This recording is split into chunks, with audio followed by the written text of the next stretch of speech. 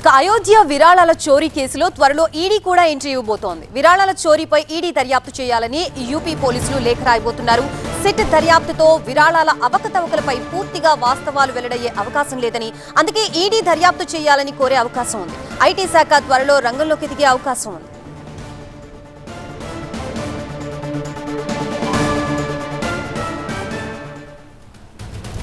అయోధ్య కానుకల చోరీ కేసులో యూపీ సర్కార్ కీలక నిర్ణయం తీసుకుంది. కేసు దర్యాప్తు చేస్తున్న సిట్ పరిధి పెంచుతూ ఆదేశాలు జారీ చేశారు. భూ కుంభకోణం, నియామకాలతో పాటు ట్రస్ట్ సభ్యుల ఆస్తుల అంశాలపైన దర్యాప్తు చేసేలా ఆదేశాలు జారీ చేశారు.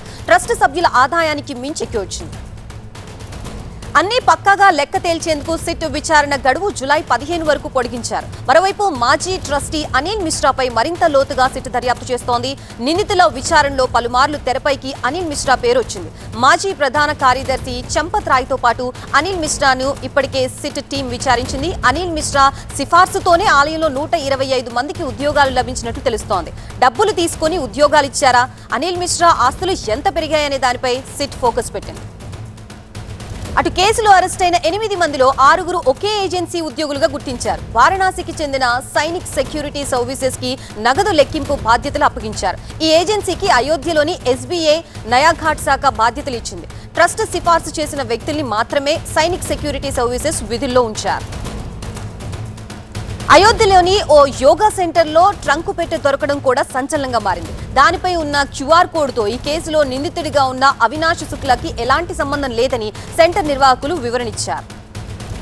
అయోధ్య విరాళాల చోరీ కేసులో నిందితుల ఇళ్లలో సోదాలు నిర్వహించింది. నిందితులు కరుణేష్ పాండే, లవకుశ్ మిశ్రా ఇళ్లలో సోదాలు చేశారు.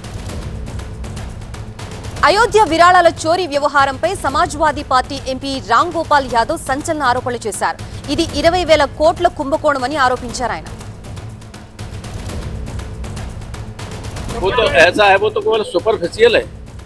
इसमें बड़े बड़े लोग शामिल हैं और कम से कम 20,000 करोड़ रुपए का घपला है। 20,000 करोड़ रुपए का सोना, चांदी, जेवर, लोगों ने 50-50 किलो सोना दिया, करोड़ों रुपया दिया, हीरे के हार दिए करोड़ों रुपए, पता ही नहीं किसी।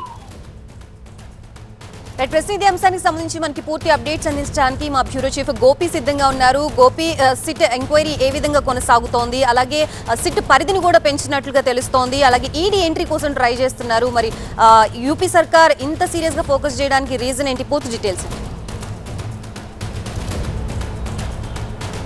ఎస్, అత్యంత ప్రతిష్టాత్మక హిందూ దేవాలయం కావడమే దీనికి కారణం. ముఖ్యంగా అయోధ్య రామ మందిర నిర్మాణం అనేది ముఖ్యంగా యావత్ భారత ప్రజానికం కళ. అటువంటి కళను నిజం చేసింది బీజేపీ ప్రభుత్వం. సో ఇప్పుడు అదే ఆలయంలో ముఖ్యంగా విరాళాల కుంభకోణం వెలుగులోకి రావడం అనేది యావత్ దేశం ప్రపంచవ్యాప్తంగా చర్చనీయాంశంగా ఉంది. ఇందులో భాగంగానే ఈ విరాళాల చోరీ వెనుక, ఈ దుర్వినియోగం వెనుక ఎవరున్నారు అన్న అంశానికి సంబంధించి చాలా సీరియస్ ఇన్వెస్టిగేషన్ జరుగుతోంది. సిట్ ఇన్వెస్టిగేషన్ని ఏర్పాటు చేసింది యూపీ ప్రభుత్వం. ఇప్పుడు ఆ సిట్ యొక్క పరిధిని కూడా విస్తృతంగా పెంచడం జరిగింది.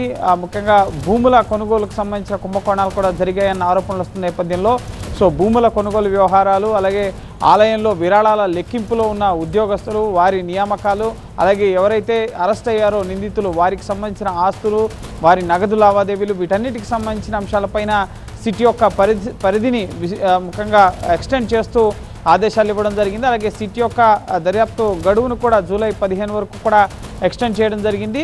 దీనికి తోడు ముఖ్యంగా ఇంకా ఇతర దర్యాప్తు ఏజెన్సీలు కూడా ఈ అయోధ్య రామాలయ విరాళాల చోరీ కేసులో ముఖ్యంగా రంగంలోకి దిగే అవకాశం ఉంది. సిబిఐ ఇన్వెస్టిగేషన్కి సంబంధించి డిమాండ్ చేస్తున్నారు.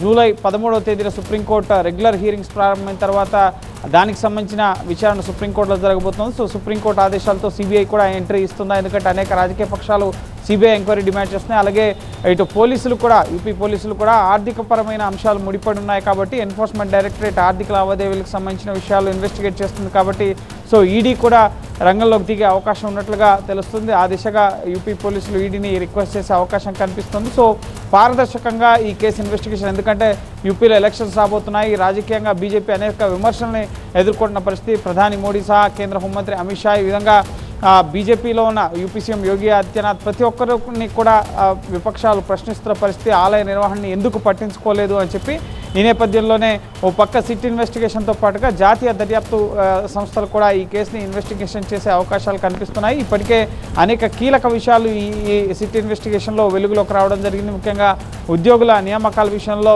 సరైన ప్రణాళిక నిబంధనలు పాటించకపోవడంతోనే సీసీటీవీ కెమెరాలకు అడ్డుగా నిలబడి ఎవరికి తోచినంత వారు దోచుకున్న పరిస్థితి అక్కడ కనిపిస్తోంది.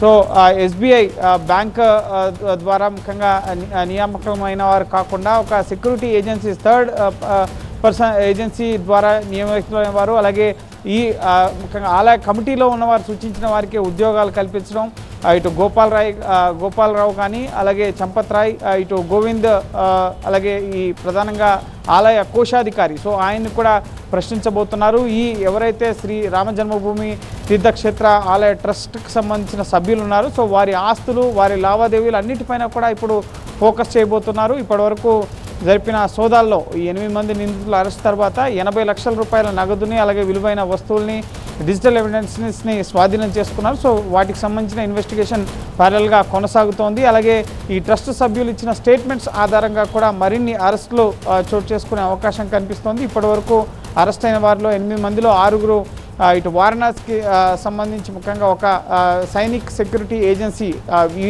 ఈ ఏజెన్సీ సంస్థ ట్రస్ట్ సూచించిన సభ్యులనే ఈ విరాళాల లెక్కింపు ఉద్యోగ విధుల్లో ఉంచడం జరిగింది ఎస్బీఐ అనుమతితో. సో ఎస్బీఐ ముఖ్యంగా ఏ విధంగా అనుమతులు ఇవ్వడం జరిగింది, ఎస్బీఐకి ఆలయ ట్రస్ట్కి ఎటువంటి ఒప్పందాలు ఉన్నాయి, ఆ ఒప్పందాలకు సంబంధించిన నిబంధనలు పాటించారా లేదా, వీటన్నిటి కోణాల్లో కూడా ప్రస్తుతం ఇన్వెస్టిగేషన్ అనేది ముమ్మరంగా సాగుతుంది. ఇప్పటికే అరెస్ట్ అయిన 8 మందికి కూడా జ్యుడిషియల్ రిమాండ్ని ఇటు జూలై 13 వరకు కూడా ఎక్స్టెండ్ చేయడం జరిగింది. సో వారిచ్చిన స్టేట్మెంట్స్ ఇప్పుడు చంపత్ రాయ్ కానీ, అలాగే గోపాలరావు, అలాగే గోవింద్ ఎవరైతే ఈ ఆలయ కోశాధికారి ఉన్నారో, సో వారందరూ ఇచ్చిన స్టేట్మెంట్స్ని బేరీజ్ వేసుకుని మరిన్ని విషయాల్ని సిట్ ఇన్వెస్టిగేషన్లో ముఖ్యంగా వెలుగులోకి వచ్చే అవకాశం ఉంది. ఆలోపు ఇది యూపీ ప్రభుత్వం ఏర్పాటు చేసిన సిట్ కాబట్టి సో దానిపైన నమ్మకం లేదని విమర్శలు వచ్చే అవకాశం ఉంటుంది. కాబట్టి ఇప్పటికే సమాజ్వాదీ పార్టీ కానీ ఇటు మరికొన్ని పార్టీలు, ఆమ్ ఆద్మీ పార్టీ లాంటివి సిబిఐ ఎంక్వైరీ కూడా డిమాండ్ చేస్తున్నాయి. సో సిబిఐ కూడా ఈ కేసులో ఎంట్రీ ఇస్తుందా, ఆర్థిక లావాదేవీలకు సంబంధించిన అవకతవకలు ఉన్నాయి కాబట్టి ఈడీ కూడా ఎంట్రీ ఇస్తుందా, ఏం జరగబోతుంది అనేది రానున్న రోజుల్లో స్పష్టత రాబోతోంది. కానీ సిట్ ఇన్వెస్టిగేషన్ని మాత్రం ఇటు యూపీ ప్రభుత్వం ముమ్మరంగా కొనసాగిస్తున్న పరిస్థితి ఉంది. Right, thank you Gopi.